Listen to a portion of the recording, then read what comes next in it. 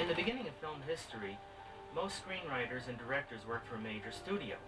These studios were governed by chief executives like Louis B. Mayer at MGM or Carl Laemmle at Universal, and their word was final. There was no such thing as independent filmmaking. Films were very expensive to make, the cameras were heavier, the lights were bigger. During the 1950s, you saw the introduction of more portable equipment, cheaper equipment.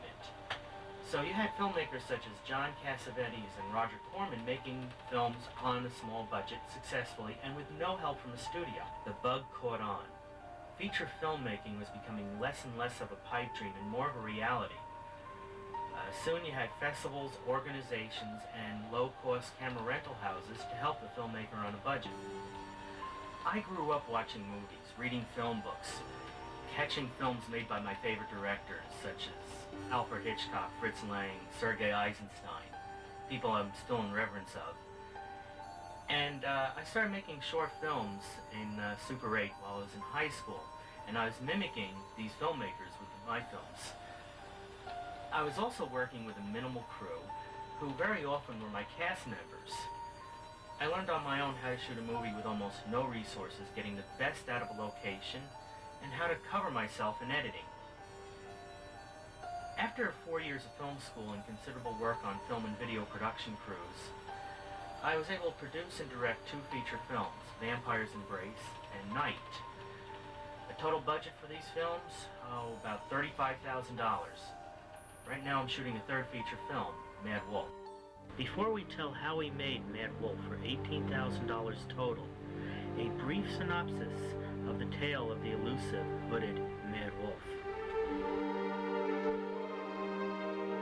Mad Wolf takes place during the Revolutionary War and is based on fact. British Colonel Benjamin Thompson is using all his men and resources to capture the elusive, deadly Mad Wolf. Thompson and his men get no help from local townspeople. There exists among the citizens of this village a single man who, by raiding our camps at night and causing destruction, is blocking our allegiance to His Majesty King George III. Thompson also gets little or no help from his second-in-command, the alcoholic, Corporal Hobson. Hobson, along with the local prostitute, plan a theft of the fort's arsenal. Thompson keeps Sarah, a local bar girl, captive, feeling that she knows the identity of the Mad Wolf.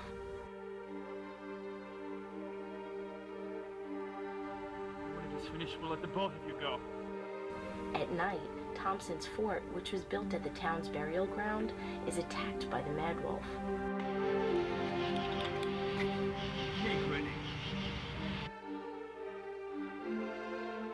During the Mad Wolf's nighttime raid, Sarah escapes.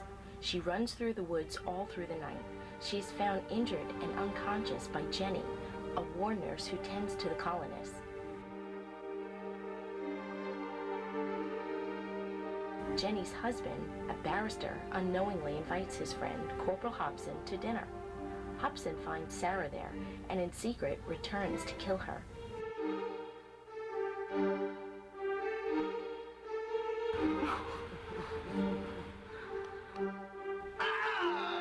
You're going to get hurt, Hobson! What do you want from me?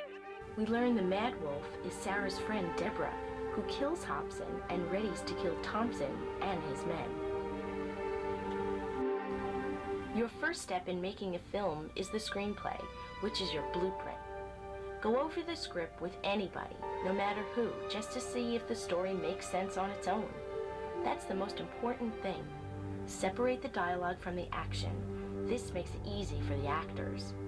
Indicate how the dialogue will be delivered and give character description. Most bookstores sell screenplays and books on screenwriting. Glenn Andreev added realism to his story by using actual Revolutionary War incidents he researched. The actual cemetery where the fort stood was the property of the town. Most towns require permits, and permits are easily obtained by getting property insurance, which costs under $500. Filmmakers working without permits have to work like fugitives, unable to concentrate on their craft, dodging landowners and police. If you live near an interesting location, include it into your film.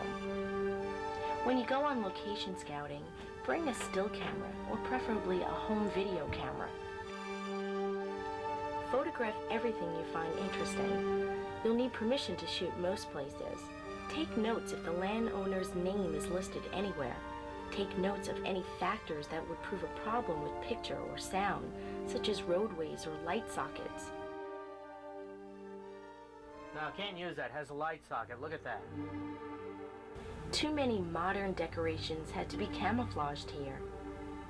This room was never used, as was this house, which was next to a busy, noisy intersection.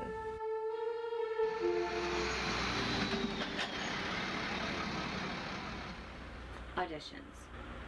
The first thing to do when holding auditions is to find a location. For this, we rented a karate studio. After we found our location, we next advertised that we were looking for actors.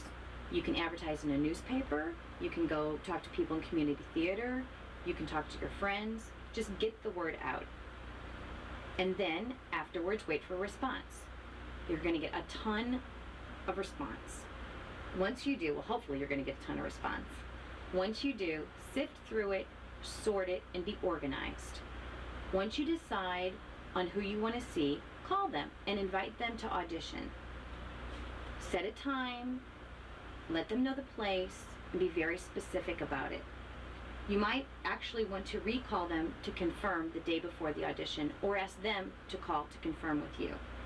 Okay, so on the day of the audition, do you have actors that are like really cocky, they want to like take over the world, or are they like really nervous? You'll find that actors will run the gamut during the audition. Sometimes you'll have actors that'll come in extremely confident, extremely cocky. They'll run in, they'll read the script, and then wham, it's over. Sometimes you'll have excellent actors that are a little timid, maybe even a little shy. Be patient with them. Let them read the copy maybe once or twice, and that way you'll know that you're not just dismissing somebody that could actually be a perfect fit for your script.